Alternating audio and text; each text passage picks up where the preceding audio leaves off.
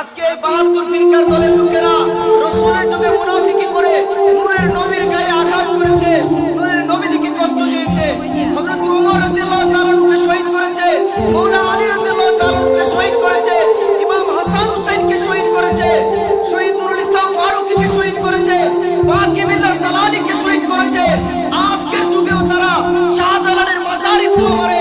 তারা এতদিন বলতো ওলির কাছে যাওয়া যাবে না, তারপরে বলছে নবীর কাছে যাওয়া যাবে না, এখন বলে আল্লাহর কাছেও যাওয়া যাবে না। হাত তুললেই নাকি বেদাত।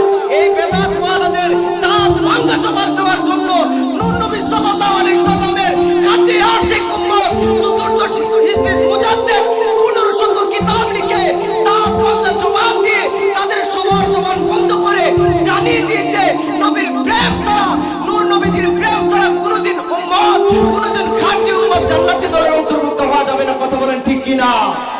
তোমরা কোন নবীর বিরোধিতা করো? আলা হযরত বুঝিয়ে দিয়েছেন তুঝে और जन्नत से क्या मतलब वहां भी दूर हो, हम रसूलुल्लाह की जन्नत रसूलुल्लाह की, রাসূল সাল্লাল্লাহু আলাইহি সাল্লামের প্রেম ছাড়া জান্নাতে যাওয়া যাবে না। আরে কোন নবীর বিরোধিতা করো?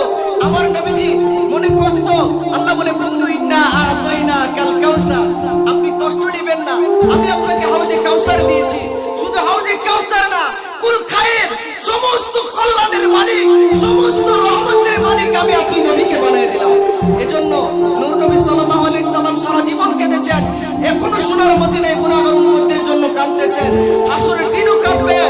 আমরা বুকে হাত রেখে লাস্ট কথা এটাই বলবো, আলা হযরতের শিক্ষা অনুযায়ী আমাদের জীবন চলে যেতে পারে, ইজ্জত সম্মান ছাড়তে পারি, আমাদের বাবার বুক খালি হতে পারে, আমাদের স্ত্রীরা বিধবা হতে পারে, আমাদের সন্তানরা যাদের সন্তান আছে এতিম হতে পারে, আমাদের ঘর খালি হতে পারে, কিন্তু যখনই আল্লাহ আমার একমাত্র মাধ্যম রাউফুর রহিম দু জাহানের কামলি ওয়ালা নবী নূর নবীর শানে বেয়াদবি করা হবে, ওলিদের শানে বেয়াদবি করা হবে, আমরা কোনোদিনও জবান বন্ধ করে রাখবো না, রাখবো না, রাখবো না। ঠিক কি না?